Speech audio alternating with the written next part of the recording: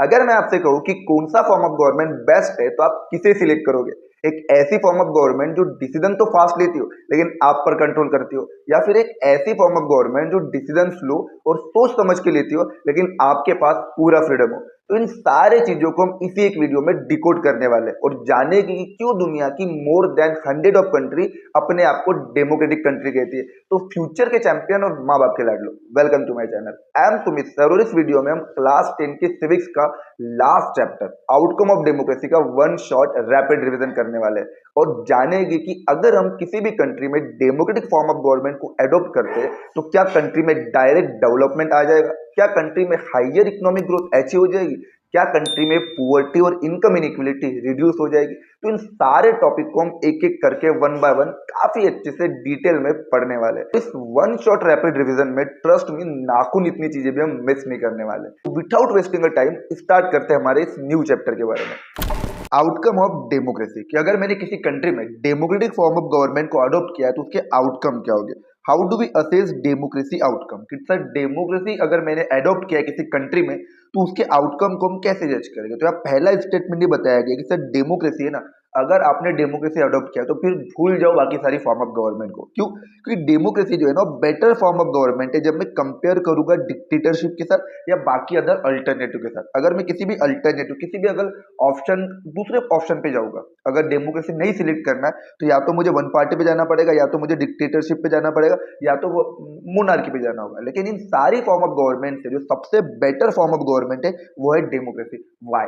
अभी क्वेश्चन कई बार आता है कि Y democracy is better form of government. तो सर सबसे पहले democracy better form of government क्यों है? पहला point, promote the equality among the citizen. Citizen के बीच में इक्विलिटी को प्रमोट करता है। आर्टिकल 15 ने क्या किया? आर्टिकल 15 ने इंडियन कॉन्स्टिट्यूशन में डिस्क्रिमिनेशन को खत्म किया। जब डिस्क्रिमिनेशन खत्म हो गया तो कास्ट के बेसिस पे, रिलीजन के बेसिस पे, जेंडर के बेसिस पे, रेस के बेसिस पे, हर ग्राउंड के बेसिस पे वी ऑल आर इक्वल। अब इंडिया में चाहे आप सलमान खान हो, ठीक है, चाहे आप आर्या भट्ट हो, चाहे आप अंबानी क्यों ना हो, चाहे आप सुमित सर भी क्यों ना हो, ठीक है, अब हर किसी के वोट की वैल्यू इंडिया में एक है। हर किसी की वोट की वैल्यू क्या है? एक है। और हर किसी के पास एक ही वोट है। तो हम सब क्या है, on the basis of political right we all are equal. Voting right के बेसिस पे हम सब इक्वल है। अपॉर्चुनिटीज के बेसिस पे हम सब क्या इक्वल है। एजुकेशन हर किसी को इक्वल मिलेगा। तो यहाँ यही बोला गया कि सर सिटीजन के बीच में ना इक्वलिटी को प्रमोट करता है कौन? डेमोक्रेसी। सेकेंड है हमारा enhance the dignity of the individual. अगर मैंने किसी भी कंट्री में डेमोक्रेटिक फॉर्म ऑफ गवर्नमेंट को अडॉप्ट किया है तो वहाँ इंडिविजुअल की डिग्निटी को इनहांस होगा। जैसे एक एग्जाम्पल ले ले जेंडर का। इंडिया में क्या होता था, एक सोसाइटी जो डोमिनेशन और सबऑर्डिनेशन पर बेस हो, तो यहाँ क्या हो रहा है कि एक जेंडर होता था फीमेल। फीमेल जेंडर को ऑलवेज या तो घूंघट में होना रहना पड़ता था, या तो अगर उनके हस्बैंड की डेथ हो जाती थी तो उन्हें सती प्रैक्टिस परफॉर्म करना पड़ता। तो कहीं ना कहीं ये उनकी डिग्निटी ह्यूमैनिटीज के भी अगेंस्ट में था। एक कास्ट थी लोअर कास्ट, उसके बाद अनटचेबिलिटी परफॉर्म की जाती थी कि आप उसको छू नहीं सकते हो। आर्टिकल 17 ने अनटचेबिलिटी को खत्म कर दिया। आप उस लोअर कास्ट के व्यक्ति को छू नहीं सकते, उसे पब्लिक प्लेसेस में एंट्री अलाउ नहीं थी। अगर उस व्यक्ति ने आपको छू दिया तो आपको वापस से नहाना पड़ेगा। तो यहाँ पे इस तरीके से ये सारी डिग्निटी खत्म कर, सॉरी, इस सारे डिस्क्रिमिनेशन खत्म करके आपने इंडिविजुअल की डिग्निटी को इन्हांस किया, उसको अपलिफ्ट किया, समाज में सोसाइटी में उसको इक्वल लेकर आए वो, ठीक है। तो इंडिविजुअल की डिग्निटी को इन्हांस करने की जिम्मेदारी डेमोक्रेसी की है, चाहे वो किसी भी जेंडर का हो, चाहे वो किसी भी कास्ट का क्यों ना हो। उसके अलावा डिसीजन मेकिंग की क्वालिटी को इंप्रूव करता है। इंडिया में कोई भी नेता या कोई भी गवर्नमेंट ऐसे सुबह उठ के डिसीजन नहीं ले लेती कि भैया आज सुबह रात को सोए हो, अगले दिन सुबह उठ के बोलो कि इंडिया में जितने भी लड़के हैं ना 18+ वो सारे के सारे रात के 11 बजे के बाद मोबाइल नहीं चलाएंगे। रात के 11 बजे के बाद कोई भी इंस्टा में रील स्क्रॉल नहीं करेगा। अब ऐसे डिसीजन सुबह उठ के नहीं। यहाँ क्या बोला गया? बोला कि डिसीजन जो है ना वो क्वालिटीफुल होते हैं। इंडिया में कोई भी अगर लॉ बनाना हो, इंडिया में कोई भी लॉ बनाना हो तो सबसे पहले लोकसभा में लॉ पास होगा, उसके बाद राज्यसभा में लॉ जाएगा, लोकसभा और राज्यसभा में डिबेट होगा, डिस्कशन होगा और बहुत सारे विचार विमर्श होंगे, तब जाके इंडिया में फाइनल लॉ बनेगा, ठीक है। तो इंडिया में जो, और एक और चीज, अगर वो लॉ अच्छा है या बुरा है इस बात पर मीडिया में डिबेट भी होगी। सुप्रीम कोर्ट भी उस लॉ को चेक करेगा कहीं ये लॉ हमारे सिटीजन के फंडामेंटल राइट के अगेंस्ट में तो नहीं है। तो या यही बोला जा रहा है कि सर डिसीजन मेकिंग जो ली जाएगी ना क्वालिटीफुल होगी। फास्ट डिसीजन नहीं होगा, स्लो होगा, टाइम लगेगा, पूरे प्रोसेस को फॉलो की जाएगी, लेकिन जो डिसीजन होगा ना वो बहुत ज्यादा क्वालिटीफुल होगा। फोर्थ क्या बोला गया? Provide a method to resolve the conflict. Conflict को सॉल्व करने के लिए मेथड। श्रीलंका में क्या हुआ था? श्रीलंका में जो प्रॉब्लम थे, जो डिफरेंसेस थी, सिन्हाला और तमिल के बीच में जो डिफरेंसेस थी, वो डिफरेंसेस सॉल्व करने के लिए कोई प्लेटफॉर्म नहीं था, कोई मेथड नहीं था। बेल्जियम ने डच और फ्रांस के बीच में पावर शेयर करके उनके डिफरेंसेस को, कॉन्फ्लिक्ट को सॉल्व किया।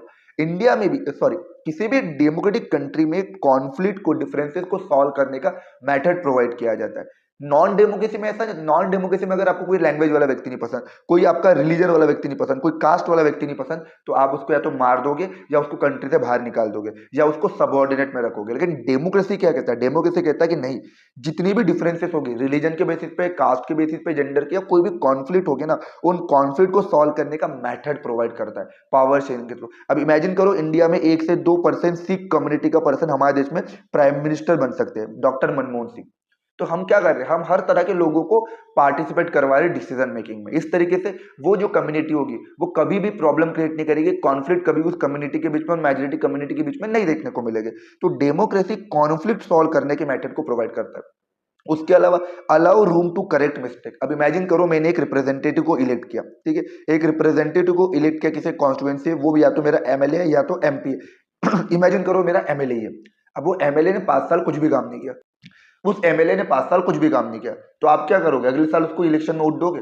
नहीं दोगे ना। तो आपने इंडिया में जो गवर्नमेंट बनाई है, वो गवर्नमेंट अगर आपके लिए काम नहीं कर रही है तो उस गवर्नमेंट को आप चेंज भी कर सकते हो, आप अपनी मिस्टेक को करेक्ट भी कर सकते हो। मोनार्की में ऐसा नहीं होता। मोनार्की में अगर एक कंट्री है, इस कंट्री में अगर कोई राजा रूल कर रहा है ना, तो राजा 40-40 साल तक रूल करता है, 15-15, 20-20, 50-50 साल तक रूल करता है। एक अगर कोई पार्टी रूल करे ना, तो कई सालों तक पार्टी रूल करेगी। एक डिक्टेटर है तो कई सालों तक डिक्टेटर ही रूल करेगा।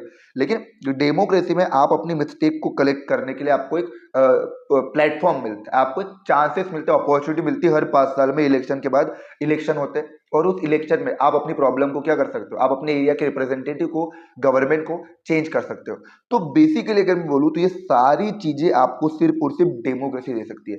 सिटीजन की इक्विलिटी, सिटीजन में इक्विलिटी प्रमोट कर सकता है, इंडिविजुअल की डिग्निटी को इन्हांस कर सकता है, डिसीजन मेकिंग में क्वालिटीफुल डिसीजन मेकिंग ला सकता है, उसके अलावा कॉन्फ्लिक्ट को रिजॉल्व कर सकता है, और आपकी मिस्टेक को करेक्ट करने के लिए आपको अपॉर्चुनिटी देता है। ये सारी चीजें सिर्फ और सिर्फ डेमोक्रेसी में ही देख सकते हैं। That's why democracy is better form of government when compare with the other form of government, ठीक है। तो मेनी पीपल, दुनिया में कई लोग हैं जो डेमोक्रेसी को सपोर्ट करते हैं, ठीक है, चाहे वो मोनार्की वाली हो, मिलिट्री वाली हो, रिलीजियस लीडर हो, ये ऐसे कई non democratic form of government से आज के टाइम पे कई लोग डेमोक्रेसी को सपोर्ट करते हैं। लेकिन एक चीज याद रखना, एक बार democracy is a better form of government. Sorry, एक चीज याद रखना कि democracy is a better form of government, but democracy is not a perfect government. ये बात ऑलवेज याद रखना कि सर डेमोक्रेसी एक बेटर फॉर्म ऑफ गवर्नमेंट तो है, लेकिन democracy perfect form of government नहीं है, परफेक्ट गवर्नमेंट नहीं है। बेटर गवर्नमेंट आप बोल सकते हो as compare to the any other non democracy, लेकिन आप उसको परफेक्ट नहीं बोल सकते हो, ठीक है। So many of them would be satisfy with the democracy, but not so many of them would be satisfy with the democracy in the practice. Sir दुनिया में मोर देन 100 कंट्री डेमोक्रेसी को follow तो कर रही है, लेकिन उनमें से कई ऐसी कंट्री है जो डेमोक्रेसी से सेटिस्फाई नहीं है। क्यों नहीं है? क्योंकि सर उसमें कई सारे डिलेमा, कई सारे प्रॉब्लम है। डेमोक्रेसी आपको प्रिंसिपल पे, ऑन द पेपर डेमोक्रेसी तो बहुत अच्छा लगेगा, वाह यार कितनी खूबसूरत है डेमोक्रेसी, वाह वाह क्या बात कर रहे हैं, आप डिग्निटी को इनहांस कर रहे हो, इक्वल कंसिडर कर रहे हो, ठीक है, आप प्रॉब्लम को सॉल्व करने के लिए मेथड प्रोवाइड कर रहे हो। तो पढ़ के सुन के तो ऐसा लगेगा कि भैया डेमोक्रेसी कितनी अच्छी है, बट प्रैक्टिकली अगर मैं बात करूँ ना, but feel not so be good in practical. Practically उतनी अच्छी नहीं दिखाई देती, डेवलपमेंट आपको कहीं ना कहीं कम मिलेगा, ठीक है, इनकम इनइक्विलिटी को रिड्यूस नहीं कर पा रही, करप्शन लेस होनी होगी, गवर्नमेंट रिस्पॉन्स नहीं कर पाएगी, ठीक है, डिसीजन काफी अच्छे से नहीं ले पाएगी, इफेक्टिव नहीं दिखाई देगी। तो आप ये बोल सकते हो कि डेमोक्रेसी दिखने में बहुत अच्छी है, दिखने में बहुत खूबसूरत है, लेकिन प्रैक्टिकली डेमोक्रेसी उतनी अच्छी नहीं है। तो जब मैं आइडिया को पढ़ूंगा, प्रिंसिपल्स को पढ़ूंगा, तो डेमोक्रेसी मुझे बहुत अच्छी लगेगी, लेकिन रियलिटी में जो है ना, प्रैक्टिकल फॉर्म में देखो तो डेमोक्रेसी उतनी अच्छी नहीं है। लेकिन स्टिल वी चूज डेमोक्रेसी। क्यों? क्योंकि नॉन डेमोक्रेसी में जाकर ये बोलने से अच्छा है, तो डेमोक्रेसी में सारी चीजें मिल रही है ना, वो काफी है। नॉन डेमोक्रेसी में आपके फ्रीडम भी नहीं होगा, इक्विलिटी भी नहीं होगी, आप बार बार वह यही बोलोगे कि क्यों आ गया मैं इस नरक में। उससे अच्छा democracy better form of government है, ठीक है। तो 100 ऑफ कंट्री, क्या कहा था मैंने कि दुनिया में 100 से ज्यादा कंट्री ऐसी है जो अपने आप को क्लेम करती है कि हम डेमोक्रेसी को प्रैक्टिस करते हैं और हम डेमोक्रेटिक कंट्री है। अब वो जो डेमोक्रेटिक कंट्री होगी, वहां पे कॉन्स्टिट्यूशन भी होगा, वहां इलेक्शन भी होगी, पॉलिटिकल पार्टीज भी होगी, सिटीजन के पास राइट्स भी होगी। तो ये ऐसी कई सारी कॉमन चीजें जो आपको हर डेमोक्रेटिक कंट्री में दिखाई देगी। लेकिन यहाँ ये बोला गया कि but different from each other in term of their social situation, their economic achievement and their culture. अब इमेजिन करो, इमेजिन नहीं करना, इंडिया भी एक डेमोक्रेटिक कंट्री है और यूएसए भी एक डेमोक्रेटिक कंट्री। क्या ये दोनों में सारी चीजें सेम होगी? कुछ चीजें तो कॉमन होगी, जैसे अमेरिका में भी कॉन्स्टिट्यूशन होगा, इंडिया में भी कॉन्स्टिट्यूशन है, अमेरिका में इलेक्शन होते हैं, इंडिया में भी इलेक्शन है, अमेरिका में पार्टी से, अमेरिका के पास सिटीजन है, सिटीजन के राइट्स है, हमारे पास भी है। लेकिन यहाँ क्या बोला गया कि सर वहां की क्योंकि अमेरिका और इंडिया दोनों ने डेमोक्रेसी को अडॉप्ट किया, इसका मतलब नहीं कि डेवलपमेंट और सोशल सिचुएशन एक ही जैसे। हम कास्ट के बेसिस पे रहते हैं, रिलीजन के बेसिस पे रहते हैं, वहाँ कास्ट और रिलीजन के बेसिस पे लड़ाई नहीं हो रही, हो सकता है वहाँ पे रेस के बेसिस पे लड़ाई हो रही होगी। तो वहाँ की सोशल सिचुएशन अलग है। इकोनॉमिक अचीवमेंट, अमेरिका जो है वर्ल्ड में लार्जेस्ट इकोनॉमिक कंट्री, दुनिया में सबसे बड़ी जीडीपी अमेरिका की है। अब वो भी डेमोक्रेसी, हम भी डेमोक्रेसी, तो हम भी क्या दुनिया की सबसे बड़ी जीडीपी वाला कंट्री बन जाएगी क्या? नहीं, उसके लिए कई सारी चीजें होती है। तो इकोनॉमिक अचीवमेंट अमेरिका का और हमारा बिल्कुल अलग होगा, क्योंकि अमेरिका भी डेमोक्रेटिक है और मैं भी डेमोक्रेटिक हूँ, तो हम दोनों के सोशल सिचुएशन एक जैसे नहीं होंगे, और ना ही हमारी इकोनॉमिक अचीवमेंट एक जैसे होंगे, ना ही हम लोगों का कल्चर एक जैसा होगा। हमने जो अचीव किया और अमेरिका ने जो अचीव किया है वो ऑलमोस्ट डिफरेंट होगा। ठीक है, what may be achieved and not achieved under each of this democracy will be very different।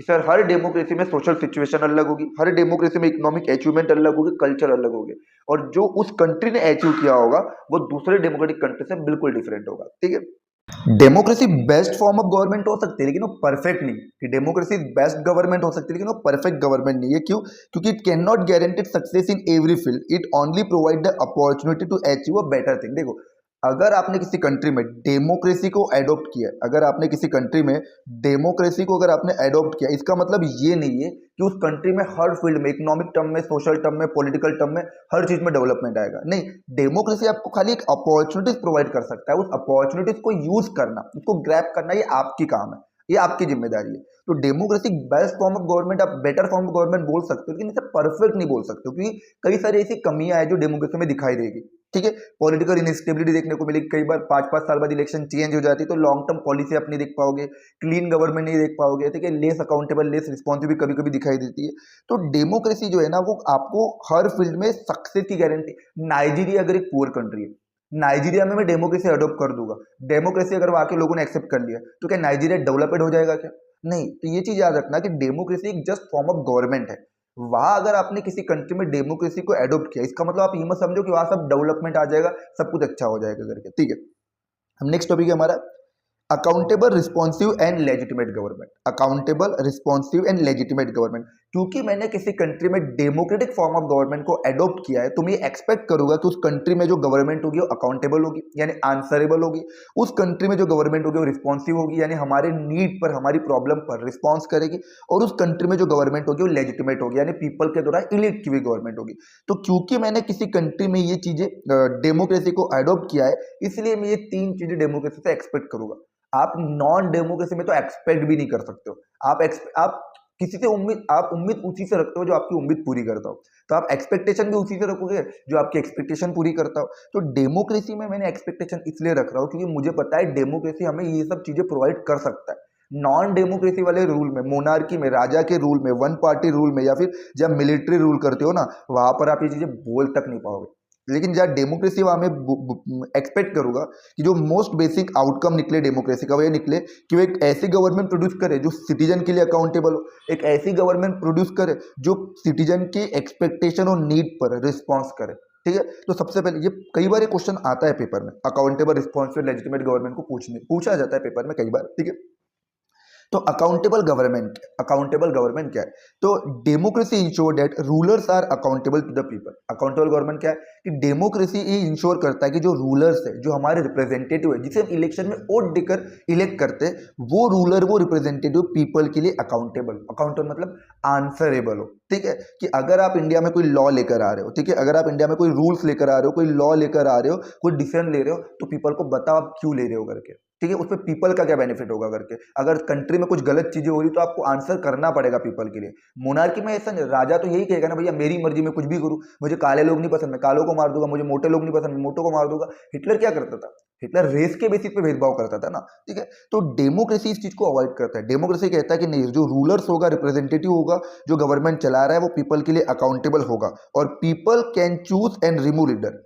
People किसी लीडर को इलेक्ट कर सकती है, चूज कर सकते हैं, और उस लीडर को रिमूव भी कर सकती है इलेक्शन के through, regular free and fair election के थ्रू। और ये अकाउंटेबिलिटी फॉर्म ऑफ गवर्नमेंट जो है ना, ये पब्लिक डिबेट को अलाउ करता है और पॉलिसीज को क्रिटिसिज्म करवाता है। ठीक है, कि अगर आप किसी डेमोक्रेटिक कंट्री में हो और गवर्नमेंट ने कोई लॉ या कोई पॉलिसी लेकर आई है ना, तो उस लॉ एंड पॉलिसीज को आप क्या कर सकते हो, क्रिटिसाइज कर सकते हो, उस पॉलिसीज को आप डिबेट कर सकते हो। कई इंडिया में लोग कहते हैं ना मोनेटाइजेशन, जो नोटबंदी हुई थी उसको कोई अच्छा भी कहते कोई बुरा भी कहते।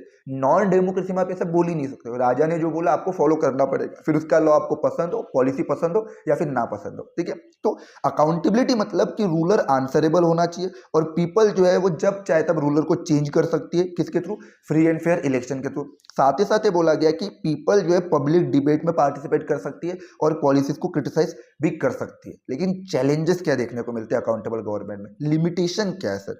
डेमोक्रेसी में take more time to make decision due to the consultation and debate, making it less efficient and dictatorship. कि सर डेमोक्रेसी में अगर कोई डिसीजन लिया जाएगा, डेमोक्रेसी में कोई डिसीजन लिया जाएगा ना, तो पहले लोकसभा में डिस्कशन होगा। जैसे इंडिया की बात कर रहा हूं तो इंडिया में पहले लोकसभा में लॉ आ जाएगा, फिर राज्यसभा में जाएगा, फिर प्रेसिडेंट उस पर साइन करेगा, फिर मीडिया में डिबेट डिस्कशन होगा, फिर सुप्रीम कोर्ट भी चेक करेगा कि कहीं ये फंडामेंटल राइट के अगेंस्ट में भी तो नहीं है। तो काफी प्रोसीजर को फॉलो करना पड़ेगा, रूल्स को फॉलो करना पड़ेगा, तब जाके आप किसी फाइनल डिसीजन पे पहुंचोगे। लेकिन डिक्टेटरशिप में क्या होगा, डिक्टेटरशिप लेस इफेक्टिव नहीं है, वो लेस इफिशिएंट नहीं है। डेमोक्रेसी लेस इफेक्टिव और लेस इफिशिएंट दिखाई देती है क्योंकि वो डिसीजन मेकिंग में काफी डिले करती है। लेकिन डिक्टेटरशिप में क्या, ऑन द स्पॉट डिसीजन लिया जाएगा, ऑन द स्पॉट डिसीजन लिया जाएगा कि भैया अगर किसी को पनिशमेंट देना हो तो ऑन द स्पॉट पनिशमेंट दी जाएगी। कोई लॉ बनाना तो राजा सुबह उठ के बोल देगा आज से ये लागू हो जाएगा, लागू हो जाएगा। तो डिक्टेटरशिप कहीं ना कहीं लेस इफेक्टिव या लेस इफिशिएंट नहीं दिखाई देती है, लेकिन डेमोक्रेसी लेस इफेक्टिव और लेस इफिशिएंट दिखाई देती है, जो उसको लेस अकाउंटेबल बना देती है। ठीक है, उसके बाद रिस्पॉन्सिव मतलब कि सर अगर पीपल की कोई नीड है, पीपल की कोई प्रॉब्लम है, पीपल के कोई इश्यूज है, तो उसको रिस्पॉन्स करने वाली गवर्नमेंट होना चाहिए। अगर किसी नॉन डेमोक्रेसी में किसी कास्ट के लोगों, किसी रिलीजन के लोगों, किसी रेस के लोगों को अगर कोई प्रॉब्लम है, तो वो जो रूलर है वो या तो प्रॉब्लम सॉल्व कर भी सकता है तो नहीं भी कर सकता है, वो उसकी इच्छा है। लेकिन जो नॉन डेमोक्रेटिक जो डेमोक्रेटिक गवर्नमेंट है ना, उसमें हम ये एक्सपेक्ट करते हैं कि जो गवर्नमेंट होगी वो रिस्पॉन्सिव होगी। Democratic government should respond the people need and opinion. कि सर डेमोक्रेटिक गवर्नमेंट जो होगी वो पीपल के नीड और उनके ओपिनियन को रिस्पॉन्स करेगी या रिस्पॉन्स करना चाहिए। ठीक है, they are expected to work for the welfare of the citizen. और वो जो पीपल है वो एक्सपेक्ट करेगी कि जो गवर्नमेंट है वो पीपल के, सिटीजन के वेलफेयर के लिए काम करे, उनके भलाई के लिए काम करे। और ये गवर्नमेंट जो होगी ना वो कैसी होगी, ये क्लीन गवर्नमेंट होगी, करप्शन लेस गवर्नमेंट होगी। ठीक है, however some time government fail to meet the expectation या influence by rich and powerful group reducing responsive. लेकिन कभी कभी हमें देखने को मिलता है कि जो गवर्नमेंट है ना वो हमारी एक्सपेक्टेशन, फार्मर के एक्सपेक्टेशन को पूरा करते हुए नहीं दिखाई देगी, स्टूडेंट के, यूथ के, एम्प्लॉयमेंट के एक्सपेक्टेशन को पूरा करते हुए नहीं दिखाई देगी। तो कभी कभी हमें देखने को भी मिलता है कि गवर्नमेंट जो है ना, डेमोक्रेटिक गवर्नमेंट, वो सिटीजन की एक्सपेक्टेशन को पूरा करने में फेल होती है। या कभी कभी वो जो रिच पीपल होते हैं या जो पावरफुल ग्रुप्स होते हैं उनके इन्फ्लुएंस में आकर पॉलिसी से डिसीजन लेती है। और जो नीडी पर्सन है, जो जरूरतमंद के लोग हैं, जिन्हें, जो फार्मर है या जो सोसाइटी के वीकर ग्रुप्स है, उनको इग्नोर कर देती है। तो ये रिस्पॉन्सिव गवर्नमेंट को आप एक्सपेक्ट करते हो कि भैया रिस्पॉन्स करे, लेकिन कभी कभी वो रिच और पावरफुल पर्सन से ज्यादा इन्फ्लुएंस होती है और हमें रिस्पॉन्स करना कम कर देती है। उसके बाद लेजिटिमेट गवर्नमेंट। लेजिटिमेट गवर्नमेंट मतलब एक ऐसी गवर्नमेंट जो पीपल के द्वारा बनाई गई हो, एक ऐसी गवर्नमेंट जो पीपल के कंसर्न के थ्रू, पीपल के विशेष के थ्रू, पीपल के इच्छाओं के थ्रू बनाई गई हो। देखो, तो डेमोक्रेटिक गवर्नमेंट और लेजिटिमेट गवर्नमेंट, डेमोक्रेटिक गवर्नमेंट क्या है, एक लेजिटिमेट लीगली बनाई हुई गवर्नमेंट है क्योंकि ये पीपल ने खुद बनाई है। डेमोक्रेसी में कोई सुबह उठ के नहीं बोल जाएगा कि भैया आज से इस कंट्री का राजा मैं हूं, आज से इस कंट्री का रिप्रेजेंटेटिव मैं हूं और ये एरिया आज से मैं चल संभालूंगा। ठीक है, यहाँ का जयकांत सिगरे मैं हूं करके। ठीक है, तो ये एरिया आज से मैं संभालूंगा, नहीं। डेमोक्रेसी में ऐसा नहीं होता। डेमोक्रेसी में जो रूलर से रिप्रेजेंटेटिव होता है ना, वो पीपल इलेक्ट करता है। कौन इलेक्ट करता है? पीपल। कोई भी मुंह उठा के नहीं बोल सकता कि मैं इस एरिया को आज से संभालूंगा करके, नहीं। मोनार्की में आपने जिस एरिया को जीत लिया वो एरिया आज से आपका। लेकिन डेमोक्रेसी में ऐसा नहीं होता। डेमोक्रेसी में जो रूलर या रिप्रेजेंटेटिव होता है वो पीपल के द्वारा इलेक्टेड होता है। पीपल वो डिसाइड करते कि कौन मेरे एरिया का, कौन मेरे एरिया का रिप्रेजेंटेटिव बने और कौन इस कंट्री की गवर्नमेंट में बैठे। ठीक है, people believe in the system even if they are unhappy with is performance. भले ही डेमोक्रेसी आपको उतनी ज्यादा अच्छी ना दिखाई दे, लेकिन फिर भी लोग इसी पे बिलीव करेंगे। ठीक है, डेमोक्रेसी आपको स्लो दिखाई देगी as compare to dictatorship. Democracy आपको लेस इफिशिएंट दिखाई देगी।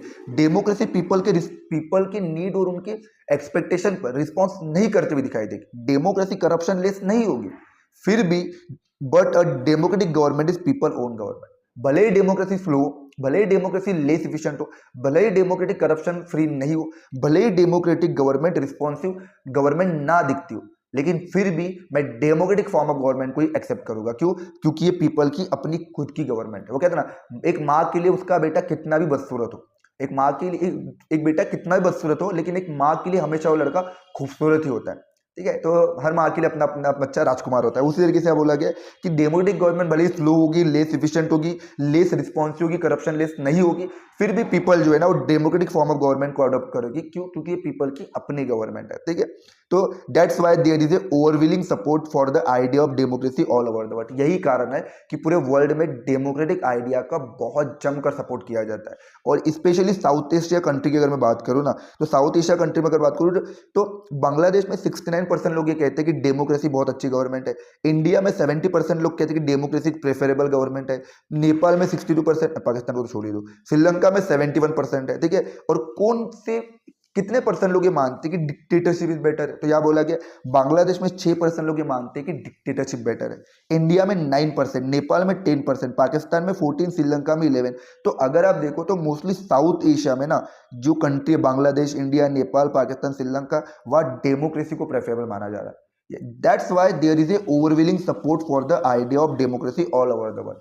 यही रीजन है कि डेमोक्रेसी का ऑल ओवर द वर्ल्ड काफी जम के सपोर्ट किया जाता है। ठीक है, नेक्स्ट टॉपिक क्या हमारा? Next economic growth and development. अब क्योंकि मैंने डेमोक्रेसी को एडॉप्ट किया, तो अगर डेमोक्रेटिक फॉर्म ऑफ गवर्नमेंट एक गुड गवर्नमेंट बनाने में कैपेबल है, अगर वो अकाउंटेबल गवर्नमेंट बना रही है, रिस्पॉन्सिव गवर्नमेंट बना रही है, लेजिटिमेट गवर्नमेंट बना रही है, तो मैं उससे ये भी एक्सपेक्ट कर सकता हूँ कि डेमोक्रेसी इकोनॉमिक ग्रोथ और डेवलपमेंट को भी अचीव करे। अब करती है या नहीं करती है इसको हम देख लेंगे। ठीक है, इकोनॉमिक ग्रोथ एंड डेवलपमेंट। अब democracy economic growth and development को अचीव करती है या नहीं करती है, तो एक बार देख लेते हैं। यदि मैं if you consider all democracy and dictatorship for the 50 year, यदि मैं पिछले 50 साल से डेमोक्रेसी और नॉन डेमोक्रेसी को कंपेयर करूं, 1950 और 2000 से लेके 1950 से लेके 2000 तक, इन 50 सालों में डेमोक्रेसी और नॉन डेमोक्रेसी को कंपेयर करूं, तो मुझे क्या देखने को मिलेगा? कौन सी फॉर्म ऑफ गवर्नमेंट में डेवलपमेंट ज्यादा देखने को मिलेगा? तो यह बोला गया dictatorship have slightly higher rate of economic growth. क्या बोला गया? स्लाइटली, मोर नहीं बोला गया, स्लाइटली। डिक्टेटरशिप जो है ना, जो non democratic form of government है ना, वहां पे डेवलपमेंट रेट या जो इकोनॉमिक ग्रोथ रेट है ना, वो थोड़ा सा, इतना सा ज्यादा देखने को मिलेगा। तो ये देखो, तो ऑल द डेमोक्रेटिक रिजिम, जितने भी डेमोक्रेटिक रूल है वहां पे इकोनॉमिक ग्रोथ रेट 4%। जितने भी वर्ल्ड में, जितने भी, ये 50 साल का डाटा है 1950 से 2000 तक का। ठीक है, तो all the democratic regime, regime मतलब रूल, शासन, तो जितने भी डेमोक्रेटिक रिजिम है वहां पे इकोनॉमिक ग्रोथ रेट है 3.95% का, और जो डिक्टेटरशिप है ना उसमेमें 4.42% का, यानी ऑलमोस्ट 0.47% का डिफरेंस है। कितना का डिफरेंस है? 0.50% का, यानी 0.5%, 1% का भी डिफरेंस नहीं, 0.5% का। तो आप ये बोल सकते हो कि डिक्टेटरशिप में ना 0.5% development rate higher as compare to the democratic regime. समझ में आ रहा है मैं क्या कह रहा हूं? तो अगर मैं कंपेयर करूं डेमोक्रेसी को डिक्टेटरशिप के साथ, तो पिछले 50 साल का डाटा लूँ, तो मुझे पता चलेगा कि डिक्टेटरशिप में जो इकोनॉमिक ग्रोथ रेट है वो स्लाइटली हाइयर है, थोड़ा सा ज्यादा है। और थोड़ा सा कितना? 0.5%। तो इनेबिलिटी आपको देखने को मिलेगी कि इनेबिलिटी है डेमोक्रेसी में कि वो हाइयर इकोनॉमिक ग्रोथ को अचीव नहीं कर सकती। लेकिन इस अकेले एक रीजन के कारण आप डेमोक्रेसी को रिजेक्ट नहीं कर सकते। क्यों नहीं कर सकते? इसलिए नहीं कर सकते क्योंकि सर डेमोक्रेसी सिटीजन में इक्वलिटी प्रमोट कर रहा है, इंडिविजुअल की डिग्निटी को इनहांस कर रहा है, डिसीजन मेकिंग की क्वालिटी को इंप्रूव कर रहा है, और ये सारी चीजें मुझे दे रहा है। दैट्स वाई मैं डेमोक्रेसी को ही पसंद करूंगा। और एक छोटे से डेवलपमेंट के रीजन के कारण, और वो डेवलपमेंट भी कितना, इतना बड़ा डेवलपमेंट का गैप नहीं है, 0.5% का डेवलपमेंट का गैप है। इन 0.5% के डेवलपमेंट के 0.5% डिक्टेटरशिप अगर हाइयर ग्रोथ रेट दे रहा है, तो इस छोटे से रीजन के लिए मैं डेमोक्रेसी को रिजेक्ट नहीं कर सकता। ठीक है, तो यार बोला गया क्यों? क्योंकि सर इकोनॉमिक, मैंने अभी क्या बताया, मैंने अभी रिसेंटली आपको क्या बताया, अगर एक कंट्री है नाइजीरिया में, क्योंकि मैं डेमोक्रेसी अगर स्टेब्लिश कर दूं, तो क्या नाइजीरिया में डेवलपमेंट आ जाएगा? वो कहते हैं ना, कौवा अगर मोर के पंख पहन ले तो कौवा मोर नहीं बन जाता। उसी तरीके से नाइजीरिया अगर एक कंट्री है, तो नाइजीरिया में अगर मैं डेमोक्रेसी को अडॉप्ट कर दूं, तो क्या नाइजीरिया में डेवलपमेंट आ जाएगा? नहीं। क्यों नहीं आएगा? इसलिए नहीं आएगा क्योंकि इकोनॉमिक डेवलपमेंट जो है ना वो कई सारे फैक्टर पे डिपेंड करता है। इकोनॉमिक डेवलपमेंट, किसी भी देश की इकोनॉमिक डेवलपमेंट, तो अब सऊदी अरेबिया में अगर डेमोक्रेसी ना भी हो फिर भी वो डेवलपेड ही रहेगा। चाइना में अगर डेमोक्रेसी ना भी हो फिर भी वो डेवलपेड ही रहेगा। तो जरूर नहीं डेमोक्रेसी या नॉन डेमोक्रेसी जो है ना वो डेवलपमेंट को डिसाइड करते करके नहीं। फॉर्म ऑफ गवर्नमेंट आपको सिर्फ अपॉर्चुनिटी प्रोवाइड कर सकती है, आपके देश में स्टेबिलिटी ला सकती है, सिटीजन की वैल्यूज को प्रमोट कर सकती है। डेवलपमेंट कई सारे फैक्टर पे डिपेंड करते हैं। इकोनॉमिक डेवलपमेंट जो है ना कई सारे फैक्टर्स पे डिपेंड करते हैं। जैसे यह बोला गया population size of the country, country के पॉपुलेशन साइज पे भी डिपेंड करता है। अगर किसी कंट्री में बहुत ज्यादा पॉपुलेशन है, जैसे चाइना में, तो चाइना में जितनी ज्यादा पॉपुलेशन है तो वहाँ वर्कफोर्स ज्यादा होगा, कमाने वाले हाथ ज्यादा होंगे। इंडिया में भी पॉपुलेशन ज्यादा है, लेकिन हम उसको कन्वर्ट नहीं कर पा रहे प्रोडक्शन में, कि हमारे पास इतनी सारी पॉपुलेशन है, हम इस पॉपुलेशन को अगर इंगेज कर दे तो प्रोडक्शन हमारे देश में बहुत ज्यादा आ पाएगा, लेकिन हम उसको यूटिलाइज नहीं कर पा रहे प्रॉपर तरीके से। तो किसी भी कंट्री का डेवलपमेंट डिपेंड करता है कई सारे फैक्टर पे, कि आपकी कंट्री में पॉपुलेशन साइज कैसा है, आपकी कंट्री की ग्लोबल सिचुएशन, दुनिया आपकी कंट्री को किस नजर से देखता है, टेररिस्ट की नजर से देखता है, ब्लॉक करके तो नहीं लिखा हुआ है दुनिया ने आपकी कंट्री को, ठीक है। तो ग्लोबल सिचुएशन आपकी कंट्री की कैसी है, cooperation of the other country. अब इमेजिन करो इंडिया है, इंडिया में इधर से पाकिस्तान हमारे साथ अच्छी नहीं है, पाकिस्तान से तो बिल्कुल नहीं बनती है, चाइना के साथ हमारी नहीं बनती है, ठीक है, नीचे श्रीलंका है, बांग्लादेश में भी अभी पॉलिटिकल इंस्टेबिलिटी चल रही है।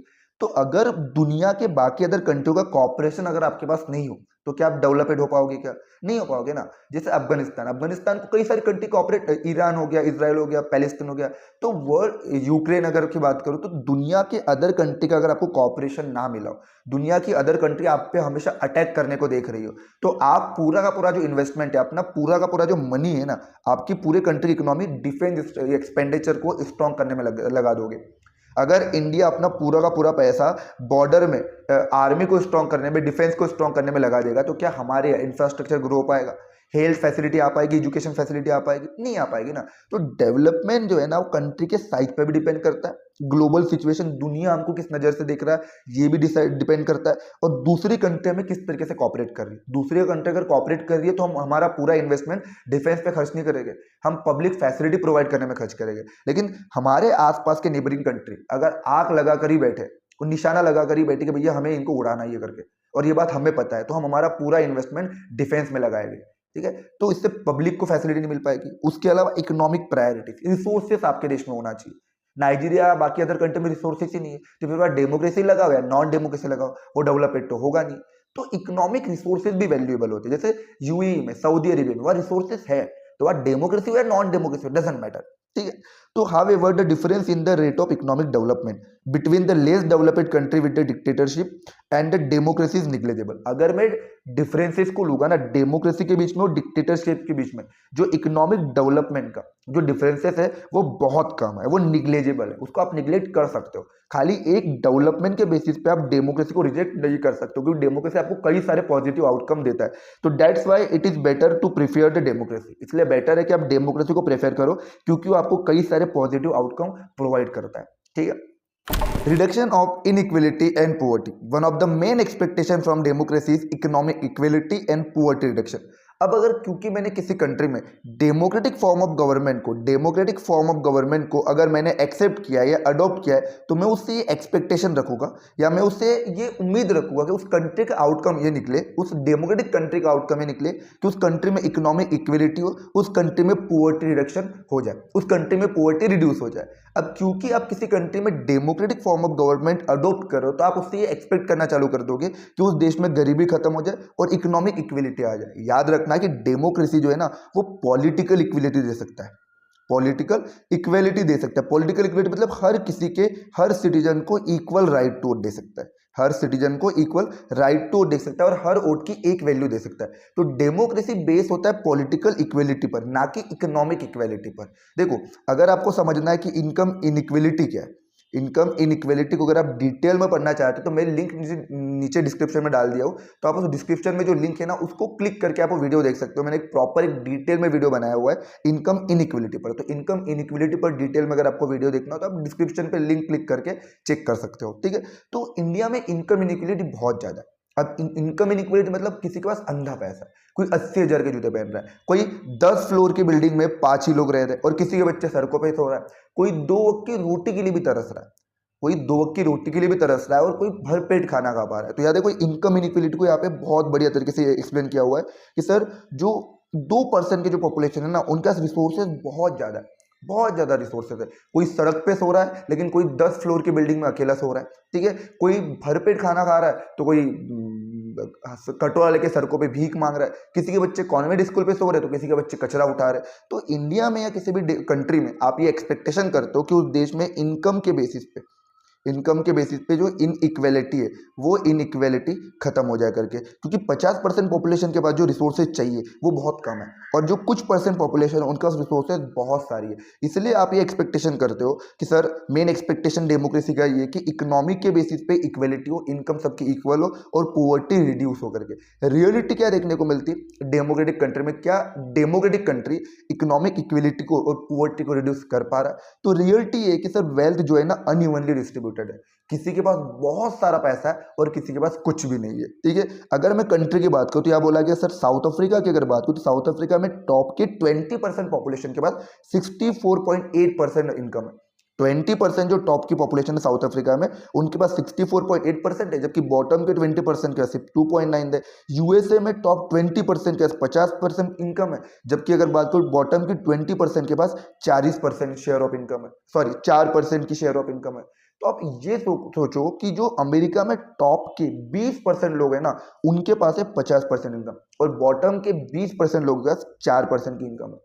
इंडिया में भी कहा जाता है कि जो इंडिया के एक, आप वो वीडियो देख लेना इनकम इनइक्वालिटी पे, उसको बहुत बढ़िया तरीके से मैंने एक्सप्लेन किया हो, क्लियरिटी लग जाएगी, अब क्लियरिटी हो जाएगी आपको क्या इनकम इनइक्वालिटी इंडिया में और इंडिया में क्या हालत है करके। आपको ये पता चल जाएगा कि इंडिया के बॉटम 50% जो लोग हैं ना वो कुछ भी नहीं अर्न कर पा रहे, उनको बेसिक नीड फुलफिल करने में भी डिफिकल्टी आ रही है, जबकि इंडिया के 1% जो लोग हैं ना उनके पास बहुत पैसा है, वो इंडिया की ऑलमोस्ट मोर देन 30 से 40% वेल्थ में कंट्रीब्यूट करते हैं, या उन 30 से 40% जो वेल्थ है ना इंडिया की वो खाली 1 या 2% लोगों के पास ही है। ठीक है, तो वेल्थ जो है वो अनइवनली डिस्ट्रीब्यूटेड है, रिच और पुअर के बीच में जो गैप है बहुत बड़ा है, बहुत गैप है। ठीक है, और जो पुअर और मार्जिनलाइज पीपल है, जो वीकर सेक्शन है, जो वल्नरेबल पीपल है, जो गरीब लोग है, वो आज भी बेसिक नीड के लिए स्ट्रगल कर पा रहे हैं। ठीक है, वो आज भी ये नहीं सोच पा रहे कि भैया वो 2 वक्त की रोटी उनको भरपेट मिल जाए करके। तो बेसिक नीड जो है ना, बेसिक नीड उनकी फुलफिल नहीं हो पा रही, बेसिक नीड के लिए आज भी पुअर और मार्जिनलाइज पीपल स्ट्रगल कर पा रहे हैं। तो आप ये एक्सपेक्ट कर पाए हो या आप ये सोच पाए हो या चेक कर पाए हो कि सर डेमोक्रेसी इकोनॉमिक इक्वलिटी लाने में और पॉवर्टी रिड्यूस करने में इतनी ज़्यादा सक्सेसफुल नहीं है। ठीक है, लेकिन अगर मैं ऑब्जर्वेशन अगर देखूं तो ये मैं बोल सकता हूँ कि हाँ, ये ऑब्जर्वेशन देख के मैं ये बोल सकता हूँ, सारी चीज़ें पढ़ के बोल सकता हूँ कि सर डेमोक्रेसी पॉवर्टी को एलिमिनेट नहीं कर पाया, डेमोक्रेसी पॉवर्टी को एलिमिनेट नहीं कर पाया, लेकिन इकोनॉमिक इनइक्वलिटी एग्जिस्ट करती है। डेमोक्रेसी पॉवर्टी को रिड्यूस नहीं कर पाया, इकोनॉमिक इनइक्वलिटी एग्जिस्ट करती है, but people in democracy have tool to fight through protest, election and organisation. लेकिन आप ये बात भी एक्सेप्ट कर सकते हो या आप ये बात भी मान सकते हो कि सर डेमोक्रेसी एटलीस्ट हमें एक प्लेटफॉर्म प्रोवाइड करता है, डेमोक्रेसी एटलीस्ट हमें ये चांसेस देता है कि हम हमारी प्रॉब्लम के अगेंस्ट में फाइट करें, हम प्रोटेस्ट करें, इलेक्शन में गवर्नमेंट को चेंज करें, गवर्नमेंट पे प्रेशर करें, पॉलिसीज के थ्रू, लॉ के थ्रू गवर्नमेंट को हम प्रेशर डाल सकते हैं, गवर्नमेंट पर प्रेशर डाल सकते हैं प्रोटेस्ट के थ्रू, इलेक्शन में उनको चेंज करके। तो यहाँ पे ये जो मेथड है, ये जो अपॉर्चुनिटीज है या ये जो प्लेटफॉर्म है, सिर्फ और सिर्फ डेमोक्रेसी में मिल सकता है। मानते इस बात को लेकर हम एक्सेप्ट करते हैं कि डेमोक्रेसी पॉवर्टी एलिमिनेट नहीं कर पा रहा, डेमोक्रेसी इकोनॉमिक इनइक्वलिटी को खत्म नहीं कर पा रहा, लेकिन डेमोक्रेसी आपको एक प्लेटफॉर्म प्रोवाइड करता है, एक टूल्स प्रोवाइड करता है जिसके थ्रू आप अपनी प्रॉब्लम को हाईलाइट कर सकते हो, आप प्रॉब्लम को अपने इश्यूज को राइज कर सकते हो, प्रोटेस्ट कर सकते हो, इलेक्शन के थ्रू, अपने वोट के थ्रू गवर्नमेंट पर प्रेशराइज कर सकते हो, गवर्नमेंट को प्रेशर अपने डाल सकते हो कि आप उनके बिहाफ में सोचे करके, कि गवर्नमेंट सिटीजन के बिहाफ में सोचे करके। ठीक है, आप इक्वल विमेन के इक्वल राइट की डिमांड कर सकते हो, एम्प्लॉयमेंट अपॉर्चुनिटीज की डिमांड कर सकते हो। ये सारे प्रोटेस्ट, ये सारे मूवमेंट आप सिर्फ डेमोक्रेटिक कंट्री में कर सकते हो, नॉन डेमोक्रेटिक में नहीं कर सकते हो। ठीक है, उसके बाद अकोमोडेशन ऑफ सोशल डाइवर्सिटी। अब क्योंकि डेमोक्रेसी है तो मैं उसमें एक्सपेक्ट करूंगा, क्योंकि डेमोक्रेसी है तो मैं उससे ये एक्सपेक्ट करूंगा कि वो हर तरह के लोगों को, डाइवर्सिटी को, सोसाइटी जो इंडिया की डाइवर्स है, रिलीजन के बेसिस पे, लैंग्वेज के बेसिस पे या फिर कास्ट के बेसिस पे, सोसाइटी जो इंडिया के कल्चर के बेसिस पे, इंडियन सोसाइटी जो इतनी ज़्यादा डाइवर्स है उस डाइवर्सिटी को अकोमोडेट करे, साथ रखे। तो ये एक्सपेक्टेशन भी मैं रख सकता हूँ कि democracy should produce a harmonious social life, एक ऐसी सोशल लाइफ प्रोड्यूस करे जिसमें शांति हो, जिसमें भाईचारा हो, एक ब्रदरहुड वाली सोशल लाइफ डेमोक्रेसी प्रोड्यूस करे। क्योंकि रिलीजन हर किसी का अलग है, कास्ट हर किसी का अलग है, जेंडर भी ऑब्वियसली अलग ही होगा, कल्चर भी अलग है। तो इतनी सारी डाइवर्सिटी होने के बाद भी डेमोक्रेसी में ही एबिलिटी है कि वो सारे अलग अलग लोगों को अकोमोडेट करके रख सकता है, साथ में रह के रख सकता है। ठीक है, साथ रख सकता है। ठीक है, तो democracy handle social division better than a dictatorship. सिर्फ और सिर्फ डेमोक्रेसी में एबिलिटी है कि वो इस तरह के सोशल डिवीजन को हैंडल कर सकता है better than the dictatorship.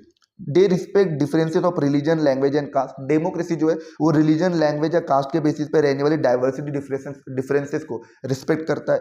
Social conflict are resolve peacefully through the dialogue and democratic institution. जो सोसाइटी में डिफरेंसेस है कास्ट के बेसिस पे, रिलीजन के बेसिस पे, या फिर जेंडर के बेसिस पे, या फिर लैंग्वेज के बेसिस पे, जो सोसाइटी में डिफरेंसेस है इस डिफरेंसेस को पीसफुली सॉल्व कर सकता है। बेल्जियम ने सॉल्व किया था, बेल्जियम ने फ्रांस और डच के बीच के डिफरेंसेस को सॉल्व किया था। श्रीलंका ने सिन्हाला और तमिल के बीच के जो डिफरेंसेस थे, श्रीलंका ने सिन्हाला और तमिल के बीच के जो डिफरेंसेस थे वो सॉल्व नहीं कर पाया था। वहाँ कॉन्फ्लिक्ट हो गया था, सिविल वॉर हो गया था। और इसी कॉन्फ्लिक्ट को और इसी सिविल वॉर को रोकने में अगर किसी में दम है तो डेमोक्रेसी में। डेमोक्रेसी क्या करेगा? डेमोक्रेसी हर किसी को इक्वल कंसिडर करेगा। डेमोक्रेसी हर किसी को एलिनेटेड फील नहीं होने देगा, हर किसी को पावर शेयर करेगा। हमारे यहाँ 0.2% बोलने वाली लैंग्वेज को भी हम ऑफिशियल लैंग्वेज कंसिडर करते हैं। हमारे यहाँ नेपाली लैंग्वेज को भी हमने ऑफिशियल लैंग्वेज का स्टेटस दिया हुआ है। यानी इंडिया में आपने किसी भी लैंग्वेज ग्रुप को ये फील नहीं होने दिया कि भैया हम आपके बारे में नहीं सोचते। हमारे यहाँ 2% रहने वाली पॉपुलेशन में मनमोहन सिंह इंडिया के प्राइम मिनिस्टर बने थे। 8% ट्राइबल पॉपुलेशन से बिलोंग करने वाले हमारे देश में प्रेसिडेंट बने थे। 14% पॉपुलेशन से बिलोंग करने वाली लेडीज 14% पॉपुलेशन से बिलोंग करने वाले पर्सन हमारे देश में एपीजे अब्दुल कलाम प्रेसिडेंट बने थे। तो हमने हर किसी को पावर शेयरिंग में पार्टिसिपेट करवाया, डिसीजन मेकिंग में पार्टिसिपेट करवाया। तो हमने कॉन्फ्लिक्ट के चांसेस को खत्म कर दिया। अगर आप चाहते हो कि इंडिया में हर तरह के डाइवर्स के लोग डेमोक्रेसी में डिफरेंट डाइवर्सिटी के लोगों को, अगर आप अलग अलग तरह के लोगों को अगर आप अकोमोडेट करना चाहते हो, साथ रखना चाहते हो, तो आपको ये 2 कंडीशन फुलफिल करना पड़ेगा। तो democracy must fulfil 2 condition in order to achieve this outcome. अगर आप ये आउटकम अचीव करना चाहते हो कि डेमोक्रेसी में अकोमोडेशन हो, हार्मोनियस सोशल लाइफ हो, पीसफुल लाइफ हो, तो आपको ये 2 कंडीशन फुलफिल करना पड़ेगा। कौन सी? तो पहली चीज, democracy is not simply rule by majority opinion. Democracy का मतलब क्या सर? Majority government. लेकिन मेजोरिटी गवर्नमेंट मतलब क्या कि not bye majority opinion. Democracy is not simply rule by majority opinion. अगर इमेजिन करो एक क्लास है, एक क्लास में 40 बच्चे, 40 बच्चों की क्लास में 30 बच्चों ने ये कहा कि हमें सर एसएसटी पढ़ना है, लेकिन 10 बच्चों ने ये कहा कि हमें सर मैथ पढ़ना है। तो मेजोरिटी तो एसएसटी वालों के साथ जा रही है, मेजोरिटी एसएसटी वालों के साथ जा रही है, लेकिन क्या मैं 10 बच्चों को मैथ ना पढ़ा के उनके इंटरेस्ट को इग्नोर कर दूंगा? नहीं, वो 10 बच्चों को मैथ पढ़ना है तो हमें उनके इंटरेस्ट को भी वैल्यू देना पड़ेगा। अब क्योंकि क्लास में 30 बच्चे अगर ये कहते हैं कि हमें एसएसटी पढ़ना है, यानी majority of the class SST पढ़ना चाहती है, इसका मतलब मैं एसएसटी पढ़ाकर जो 10th वाले जो 10 बच्चे जो मैथ पढ़ना चाहते हैं, क्या मैं उनको इग्नोर कर दूंगा? नहीं, उनके इंटरेस्ट को भी वैल्यू देना पड़ेगा। यानी आपको माइनॉरिटीज के साथ मिलकर काम करना पड़ेगा। तो democracy is not simply rule by majority opinion. Majority opinion के थ्रू डेमोक्रेसी नहीं चलना चाहिए। या क्या कहा गया कि majority always need to work with the minority. Majorities को हमेशा माइनॉरिटी के साथ मिल के काम करना पड़ेगा, तभी आप गवर्नमेंट को प्रॉपरली फंक्शन कर पाओगे, तभी आप गवर्नमेंट को, डेमोक्रेसी को अच्छे से चला पाएंगे। ये पहला कंडीशन याद रखना है कि sir democracy is not simply rule by majority opinion. Majority opinions के थ्रू डेमोक्रेसी नहीं चलना चाहिए। मेजोरिटीज को हमेशा माइनॉरिटीज के साथ मिल के काम करना चाहिए, तभी आप गवर्नमेंट को प्रॉपर वे में फंक्शन कर पाओगे और एक जनरल व्यू रख पाओगे, एक कॉमन व्यू रख पाओगे। ठीक है, उसके अलावा जब मैं ये कहता हूं कि डेमोक्रेसी में मेजोरिटी का रूल होता है, तो मेजोरिटी का मतलब ये नहीं कि मैं किसी मेजोरिटी कम्युनिटी की बात कर रहा हूं। इंडिया में 80% हिंदू रिलीजन है, तो मैं ये नहीं कह रहा हूं कि हिंदू का रूल होना चाहिए। इंडिया में 54% लोगों को हिंदी आती है, इसका मतलब ये नहीं कि मैं ये कहता हूं कि हिंदी लैंग्वेज का रूल होना चाहिए। नहीं, मेजोरिटी का रूल मतलब ये नहीं कि मेजोरिटी कम्युनिटी का रूल। इसका मतलब ये कि sir rule by majority does not become rule by majority community, चाहे वो रिलीजन, रेस या लैंग्वेज की बात कर रहे हो। नहीं, यह बोला गया कि रूल बाय मेजोरिटी का मतलब एक ऐसी सिचुएशन जहां हर डिसीजन में, हर केस ऑफ इलेक्शन में, हर पर्सन, हर ग्रुप के लोग मेजोरिटी का पार्ट बन सकते हैं। सर एग्जांपल, जैसे मैंने अभी रिसेंटली आपको भी 2 मिनट पहले एक एग्जांपल बताया कि सर इंडिया में मेजोरिटी गवर्नमेंट जो है ना वो देश चला रही है। मेजोरिटी गवर्नमेंट देश चला रही है। अब एक जो गवर्नमेंट देश चला रही है ना, इसमें सर कई ऐसे लोग होंगे जो माइनॉरिटी कम्युनिटी से बिलोंग करते होंगे। अब जो कैबिनेट मिनिस्टर होगा, कैबिनेट मिनिस्टर में कोई शेड्यूल कास्ट से बिलोंग करता होगा, कोई शेड्यूल ट्राइब से आता होगा, कोई मुस्लिम्स होगा, कोई जैन होगा, कोई क्रिश्चियन होगा। यानी माइनॉरिटीज को भी ये चांसेस मिल रहे हो कि मेजोरिटी के साथ मिलकर गवर्नमेंट चला सके या मेजोरिटी के डिसीजन में पार्टिसिपेट कर सके। यानी जो गवर्नमेंट इंडिया में मेजोरिटी के थ्रू बनी है, उस मेजोरिटी गवर्नमेंट में माइनॉरिटीज भी डिसीजन मेकिंग में पार्टिसिपेट कर रहे हैं। जैसे मैंने अभी आपको बताया कि सर देश तो है मेजोरिटी गवर्नमेंट के थ्रू बनी। गवर्नमेंट कैसे चल रही है? मेजोरिटी जो पीपल है या मेजोरिटी जो सीट मिली होगी किसी पॉलिटिकल पार्टी को, 272 सीट मिली होगी, तो देश में मेजोरिटी गवर्नमेंट चल रही है, जो बहुमत वाली सरकार हिंदी में अगर कहे तो ऐसी पॉलिटिकल पार्टी जिसको 272 सीट मिली होगी, मोर देन 272, उसको मेजोरिटी मिलेगी। अब ये जो मेजोरिटी गवर्नमेंट चल रही है, इस मेजोरिटी गवर्नमेंट को 2% कम्युनिटी से बिलोंग करने वाले मनमोहन सिंह प्राइम मिनिस्टर बन के गवर्नमेंट चला रहे हैं। यानी माइनॉरिटीज का व्यक्ति मेजोरिटी की गवर्नमेंट को चला रहा है। आप समझो इस बात को। तो या यही बोला गया कि सर रूल बाय मेजोरिटी का मतलब ये नहीं कि मेजोरिटी कम्युनिटी का रूल, या बोला गया कि हर डिसीजन में, हर इलेक्शन में या प्रोसेस, डिसीजन मेकिंग के प्रोसेस में हर व्यक्ति और ग्रुप उस मेजोरिटी का पार्ट बनना चाहिए। जैसे इंडिया में रिसेंटली गवर्नमेंट, अब करंटली गवर्नमेंट जो है बीजेपी चलाती, लेकिन ये बीजेपी की जो गवर्नमेंट में अगर कैबिनेट मिनिस्टर की बात हो तो कई कैबिनेट मिनिस्टर में आपको शेड्यूल ट्राइब के मिनिस्टर भी मिल जाएंगे। अब वो शेड्यूल ट्राइब तो 8% कम्युनिटी को रिप्रेजेंट करता है। इंडिया की जो प्रेसिडेंट है वो 8% ट्राइब कम्युनिटी से बिलोंग करती है, लेकिन वो भी तो इंडिया की प्रेसिडेंट बनी ना, यानी वो मेजोरिटी गवर्नमेंट का पार्ट है या नहीं है। तो हर पर्सन को, हर ग्रुप को मेजोरिटी का पार्ट बनने का चांसेस मिलना चाहिए, तभी रियल सेंस में डेमोक्रेसी बनी रहेगी। तब जब हर सिटीजन जो है ना उसको मेजोरिटी में आने का चांसेस मिले। तो ये दो कंडीशन आपको याद रखना है। इस दो कंडीशन को जब आप फुलफिल कर पाओगे तब आप क्या कर पाओगे, आप हर तरह के डाइवर्स लोगों को, हर तरह के डिफरेंट टाइप्स के लोगों को साथ में रख पाओगे। और जब आप ऐसी कंडीशन को अचीव कर लोगे तो आपके देश में हार्मोनियस सोशल रह पाएगी, एक पीसफुल और भाईचारा वाली लाइफ बनी रहेगी। ठीक है। उसके बाद लास्ट टॉपिक है हमारा dignity and the freedom of citizen. Democracy है क्योंकि डेमोक्रेसी इसलिए मैंने एक्सपेक्ट किया कि वो अकाउंटेबल गवर्नमेंट प्रोड्यूस करे। डेमोक्रेसी इसलिए मैंने एक्सपेक्ट किया कि वो रिस्पॉन्सिव गवर्नमेंट लेकर आए। डेमोक्रेसी इसलिए मैंने एक्सपेक्ट किया कि वो लेजिटिमेट गवर्नमेंट आए। अब डेमोक्रेसी इसलिए मैं उससे एक्सपेक्ट कर रहा हूं कि वो क्या करे, किसी भी सिटीजन की डिग्निटी और फ्रीडम को प्रोटेक्ट करे, उसको प्रमोट करे। आप किसी भी एक रिलीजन की डिग्निटी को प्रोटेक्ट करोगे या किसी जेंडर के, कास्ट या लैंग्वेज को फ्रीडम दोगे? नहीं। क्या बोला गया, हमें हर सिटीजन को इक्वली रखना है और हर सिटीजन की डिग्निटी और फ्रीडम को क्या करना है, इनहांस करना है, प्रमोट करना है, उनकी लाइफ को अपलिफ्ट करना है।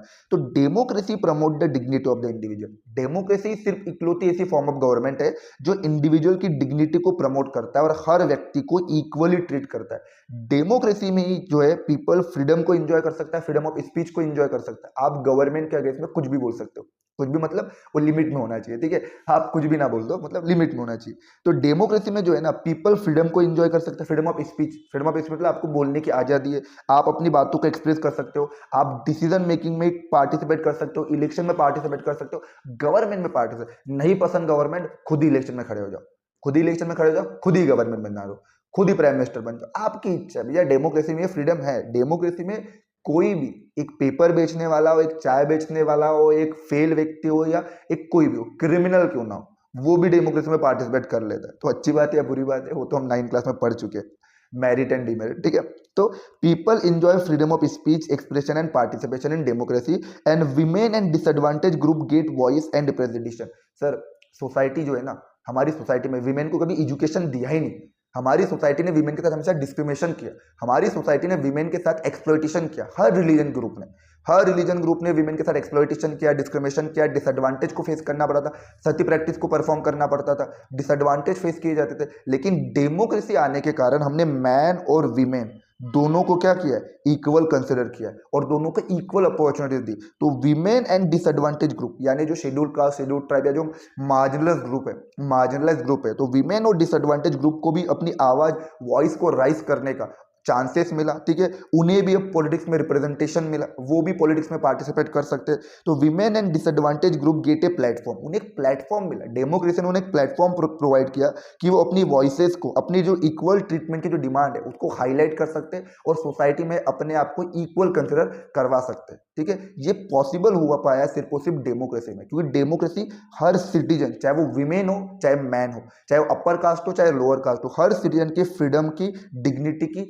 रिस्पेक्ट करता है, उसे प्रोटेक्ट करता है, उसे प्रमोट करता है। ठीक है, तो ऐसी सोसाइटी जो लंबे समय से, एक लॉन्ग हिस्ट्री से, जिसकी हिस्ट्री रही वो सबऑर्डिनेशन और डोमिनेशन का, यानी इंडिया में, अगर इंडिया एक पैट्रियार्कल सोसाइटी थी, या मेल जो है ना वो डोमिनेट करते थे और फीमेल सबऑर्डिनेट में रहते थे। एक सोसाइटी थी इंडियन सोसाइटी में, मेल हमेशा डोमिनेट किए और फीमेल हमेशा सबऑर्डिनेट में रहे। कास्ट की अगर बात करें तो अपर कास्ट ने डोमिनेट किया और लोअर कास्ट सबऑर्डिनेट में रहे। तो ऐसी सोसाइटी जो लंबे समय से सबऑर्डिनेशन और डोमिनेशन के कॉन्सेप्ट पे चली हो, वहाँ इतना इजी नहीं होता, वह इतना ईजी नहीं होता कि आप लोअर कास्ट को फ्रीडम दे दो, इक्वलिटी दे दो, वह इतना ईजी नहीं होता कि वीमेन को फ्रीडम दे दो। इंडिया में वीमेन को अगर एजुकेटेड करवा दिया ना तो बहुत ज़्यादा गालियाँ सुननी पड़ती थी। कई लोग बहुत अगर एक व्यक्ति है ज्योतिबा फुले, अगर आप उनको जानते हो कि ज्योतिबा फुले, सावित्रीबाई फुले, इन्होंने वीमेन एजुकेशन के लिए बहुत वर्क किया, तो सोसाइटी उनको क्रिटिसाइज करती थी। राजा राम मोहन रॉय ने जब ये कहा था, ट्रिपल आर, राजा राम मोहन रॉय, कि सती प्रैक्टिस अबॉलिश होना चाहिए, विधवाओं की शादी होनी चाहिए, तो राजा राम मोहन रॉय, ईश्वर चंद्र विद्यासागर, स्वामी दयानंद सरस्वती, इन लोगों को पब्लिकली क्रिटिसाइज किया जाता था, सोसाइटी में इनको बॉयकट कर दिया जाता था। तो इमेजिन करो वो सोसाइटी जो इतने लॉन्ग हिस्ट्री में डोमिनेशन और सबॉर्डिनेशन के बेसिस पर बनी हो, वह इतना इजी नहीं होता, इतना सिंपल नहीं होता कि आप हर इंडिविजुअल को इक्वल कंसिडर कर लो। तो वीमेन ने लॉन्ग स्ट्रगल किए, कई सालों तक मेहनत किया, प्रोटेस्ट किया। जैसे एग्जांपल बताता हूँ, 9th क्लास आप पढ़ के आए हो, 9th क्लास में 1789 में फ्रांस में रिवॉल्यूशन हुआ, विमेन ने तब इक्वल वोटिंग राइट की डिमांड भी स्टार्ट कर दी थी, लेकिन फाइनली विमेन को वोटिंग राइट मिलता है 1946 में फ्रांस में। आप सोचिए, ऑलमोस्ट 150-200 साल लग गए थे फ्रांस में विमेन को वोटिंग राइट देने के लिए। तो इतना इजी नहीं होता है कि किसी भी कंट्री में आप डिमांड करो, आपकी डिमांड एक्सेप्ट हो जाए। लेकिन डेमोक्रेसी कहती नहीं, अगर वो मेल हो, फीमेल हो, अपर कास्ट हो, लोअर कास्ट हो, मेजोरिटी रिलीजन हो, माइनॉरिटी रिलीजन, डजेंट मैटर, हम हर सिटीजन के फ्रीडम की, डिग्निटी की रिस्पेक्ट करेंगे, उसे प्रोटेक्ट करेंगे, उसे प्रमोट करेंगे, ठीक है। तो विमेन ने जो लॉन्ग स्ट्रगल किए, ठीक है, created sensitivity today that respect to and equal treatment of women are necessary ingredient of a democratic society. तो विमेन के एक लॉन्ग स्ट्रगल के थ्रू, उनके मूवमेंट के थ्रू, उन्होंने सोसाइटी को ये बताया कि सर, जो इक्वल ट्रीटमेंट है ना विमेन का जो इक्वल ट्रीटमेंट है, वो डेमोक्रेटिक सोसाइटी का एक इंपॉर्टेंट पार्ट है, वो नेसेसरी इंग्रेडिएंट है, ठीक है। उसके बाद similar situation lower caste community भी फेस करते थे, वो भी डिस्क्रिमिनेशन और डिसएडवांटेज को फेस करते थे, लैक ऑफ अपॉर्चुनिटीज उनके पास होती थी। तो ये सारी कम्युनिटी, चाहे वो लोअर कास्ट हो, चाहे वो जेंडर के बेसिस पे विमेन हो, इन लोगों ने लॉन्ग स्ट्रगल किए और डेमोक्रेसी ने उनके स्ट्रगल को रिकॉग्नाइज किया और उन्हें इक्वल ट्रीटमेंट दिया, उन्हें अपॉर्चुनिटीज दी। इस तरीके से उन्होंने हर इंडिविजुअल के फ्रीडम और डिग्निटी की रिस्पेक्ट की। नॉन डेमोक्रेटिक कंट्री में तो आप डर डर के रहते हो, पीपल जो है डर डर के रहते हैं और उनके फ्रीडम पे लिमिट होती है। आप ये सारी चीज़ों की डिमांड तो नॉन डेमोक्रेसी में कर भी नहीं सकते। तो पीपल जो है वो डेमोक्रेसी में एक्सपेक्ट करता है कि अकाउंटेबल गवर्नमेंट हो, रिस्पॉन्सिव गवर्नमेंट हो, लेजिटिमेट गवर्नमेंट हो। पीपल ये डेमोक्रेसी में एक्सपेक्ट कर रहा है कि उसके देश से पुअर्टी रिड्यूस हो जाए। पीपल ये डेमोक्रेसी में एक्सपेक्ट करता है कि सर हारमोनियस सोशल लाइफ हो, सारी सोसाइटी साथ में रहो, सोशल जो डिफरेंसेस है वो अकोमोडेट हो। उसके अलावा पीपल डेमोक्रेसी में एक्सपेक्ट करता है कि सिटीजन की डिग्निटी और फ्रीडम को प्रमोट किया जाए, ठीक है। अब यहाँ ये बोला गया है कि sir importance of public expectation and complaint. एक वर्ड याद रखना कि सर जब आपके लिए कोई अच्छा करता है ना, तो आपकी जो एक्सपेक्टेशन है उसको लेकर वो बढ़ जाती है। आप ये कोशिश करते हो, आप ये सोचते हो कि और बेटर करे। जैसे एक एग्जांपल होता है, जैसे आप क्रिकेट देखते हो, विराट कोहली अगर 60 रन पे आउट हो जाए ना, विराट कोहली अगर 50 या 60 रन बना के आउट हो जाए ना, लोग उसको क्रिटिसाइज करते हैं और 50-60 रन बनाना बहुत बड़ी बात हो जाती है। लेकिन क्योंकि लोगों की जो एक्सपेक्टेशन है वो विराट कोहली से इतनी ज्यादा होती है कि जब तक वो सेंचुरी नहीं मार देना, 100 रन ना बना ले, तब तक लोग खुश नहीं होते। और 50-60 रन बनाना बहुत बड़ी बात है, लेकिन वो 50-60 रन अगर विराट कोहली बना ले तो लोग उसको क्रिटिसाइज करते। तो यहाँ ये बोला जाता है कि डेमोक्रेसी का भी यही हाल है, डेमोक्रेसी से एक्सपेक्टेशन लोगों की बहुत ज्यादा है। इसलिए बोला गया कि the examination of democracy is never over. Democracy की परीक्षा कभी खत्म नहीं होती। डेमोक्रेसी जितना आपके लिए अच्छा करे ना, आपकी एक्सपेक्टेशन उसके लिए और बढ़ जाती है, ठीक है। The importance of public expectation and complaint. आप कभी भी किसी फॉर्म ऑफ डेमोक्रेसी में चले जाओ, तो डेमोक्रेसी में ऑलवेज लोग डेमोक्रेसी की कंप्लेंट करते हैं कि डेमोक्रेसी में ऐसा होना चाहिए, वैसा होना चाहिए। बेनिफिट उनको मिल रहा है लेकिन फिर भी वो कंप्लेंट करे, क्योंकि उनकी एक्सपेक्टेशन बहुत ज्यादा डेमोक्रेसी की। वो चाहते हैं कि डेमोक्रेसी और बेटर करे करके, ठीक है। तो people always expect more from democracy because it rise hope, क्योंकि डेमोक्रेसी आपके अंदर वो होप जगाता है, आपके अंदर उम्मीदें जगाता है, इसलिए आप डेमोक्रेसी से एक्सपेक्टेशन ज्यादा करते हो और आपकी एक्सपेक्टेशन डेमोक्रेसी से लेकर और ज्यादा बढ़ जाती है, ठीक है। Presence of public criticism, movement, protest show that people are aware and democracy is life. कि सर जो आप पब्लिकली जो क्रिटिसिज्म देखते हो गवर्नमेंट का, कि पब्लिकली लोग आज बहुत गवर्नमेंट को क्रिटिसाइज कर देते हैं, ठीक है, गवर्नमेंट के अगेंस्ट में मूवमेंट चलाते हैं, प्रोटेस्ट चलाते हैं, ये इस बात का एविडेंस है कि लोग डेमोक्रेसी पे बिलीव करते हैं और वो डेमोक्रेसी को जिंदा रखना चाहते हैं। Dissatisfaction does not mean democracy has failed. अगर आप डेमोक्रेसी से खुश नहीं हो, डेमोक्रेसी से डिसैटिस्फाई करते हो, तो डेमोक्रेसी में जो डिसैटिस्फैक्शन है वो ये नहीं बताता कि डेमोक्रेसी फेल है करके, वो इस बात का एविडेंस है कि लोग जो है ना इंप्रूवमेंट चाहते हैं, ठीक है। It means citizen are participating and demanding improvement. कि अगर लोग डेमोक्रेसी से खुश नहीं है, ठीक है, डेमोक्रेसी जो है डिसैटिस्फैक्शन, डेमोक्रेसी में पीपल को डिसैटिस्फैक्शन मिलता है, तो ये इस बात का एविडेंस नहीं है कि सर डेमोक्रेसी फेल है, ये इस बात का एविडेंस है कि डेमोक्रेसी में लोग ज्यादा पार्टिसिपेट कर रहे हैं और वो ज्यादा इंप्रूवमेंट चाहते हैं। तो ये स्टेटमेंट याद रखना कि the fact that people are complaining itself और testimony to the success of democracy, कि पीपल अगर डेमोक्रेसी में कंप्लेंट कर रहे हैं ना, तो ये बात का एविडेंस है कि डेमोक्रेसी सक्सेसफुल है करके, ठीक है। तो people are complaining itself और टेस्टिमोनी, टेस्टिमोनी एक एविडेंस है कि पीपल जो है वो कंप्लेन करें ना डेमोक्रेसी का, इस बात का एविडेंस, इस बात की टेस्टिमोनी है कि डेमोक्रेसी एक सक्सेसफुल फॉर्म ऑफ गवर्नमेंट है करके, ठीक है। तो ये था आपका चैप्टर। कंक्लूजन देख लीजिए कि sir democracy is better form of government है, but not a perfect form of government. एक बेटर फॉर्म ऑफ गवर्नमेंट आपको डेमोक्रेसी दिखाई देगी, लेकिन not a perfect form of government आपको डेमोक्रेसी दिखाई देगी, ठीक है। तो डेमोक्रेसी में नॉट मेक एवरीवन रीच या एवरी डिसीजन परफेक्ट। डेमोक्रेसी ये नहीं करेगा। डेमोक्रेसी अगर आपने एडॉप्ट किया तो ये बात मत सोच लो कि डेमोक्रेसी आपको रातों रात करोड़पति बना देगा, अंधा पैसा छपवा देगा आपके यहाँ पे, पैसा ही पैसा होगा बाबू भैया तो आप बहुत सारे 80,000 के जूते पहन लोगे। नहीं, डेमोक्रेसी ये नहीं कि सर हर किसी को अमीर बना दे, हर किसी को रिच बना दे। नहीं, डेमोक्रेसी ये बात नहीं कहता कि मेरे जो डिसीजन होंगे वो हमेशा सही होंगे करके, एवरी डिसीजन जो होगा डेमोक्रेसी को परफेक्ट होगा करके। नहीं, डेमोक्रेसी इसकी बात नहीं करता, लेकिन डेमोक्रेसी ये कहता है कि अगर आपने किसी कंट्री में डेमोक्रेसी को अडॉप्ट किया है तो इस बात की इंश्योरिटी मैं देता हूं कि वह सिटीजन के पास फ्रीडम होगा, हर इंडिविजुअल की अपनी डिग्निटी होगी, वहां पे आपको जस्टिस मिलेगा, इक्वलिटी होगी, पब्लिक पार्टिसिपेशन होगा और अकाउंटेबिलिटी होगी। ये सारी चीजें डेमोक्रेसी इंश्योर करता है। ये नहीं कि अगर मैंने कोई डिसीजन लिया तो परफेक्ट ही होगा और डेमोक्रेसी आपको हर किसी को रीच बना। नहीं, डेमोक्रेसी अगर आपने किसी कंट्री में एडॉप्ट किया तो वह इंडिविजुअल के पास फ्रीडम होगा, आप डिसीजन मेकिंग में पार्टिसिपेट कर सकते हो, पीपल के गवर्नमेंट अकाउंटेबल गवर्नमेंट होगी और हर किसी के पास इक्वलिटी होगी। तो ये सारी चीजें आपको डेमोक्रेसी में मिलेगी, ठीक है। तो ये था आपका पूरा चैप्टर। तो डेमोक्रेसी सिर्फ एक फॉर्म ऑफ गवर्नमेंट नहीं है, डेमोक्रेसी एक जिंदगी जीने का तरीका है जो पीपल की, उनके वैल्यूज की, उनके राइट्स की कदर करता है। सिर्फ और सिर्फ डेमोक्रेसी एक ऐसी फॉर्म ऑफ गवर्नमेंट है जहां आप अपनी आवाज को, अपनी वॉइस को उठा सकते हो। नॉन डेमोक्रेसी में तो ये सारी चीजें आप एक्सपेक्ट भी नहीं कर सकते हो। इसलिए बेटर है कि हम डेमोक्रेसी फॉर्म ऑफ गवर्नमेंट को प्रेफर करें इन सारे पॉजिटिव आउटकम के लिए। तो आई होप आपको ये चैप्टर अच्छे से समझ में आया होगा। तो ऐसे ही कई सारे चैप्टर के वन शॉट रैपिड रिवीजन देखने के लिए आप सब्सक्राइब करें हमारे चैनल को, और वीडियो की इन्फॉर्मेशन अगर आपको अच्छी लगी है तो अपने दोस्तों के साथ शेयर करके हमें भी सपोर्ट करिए।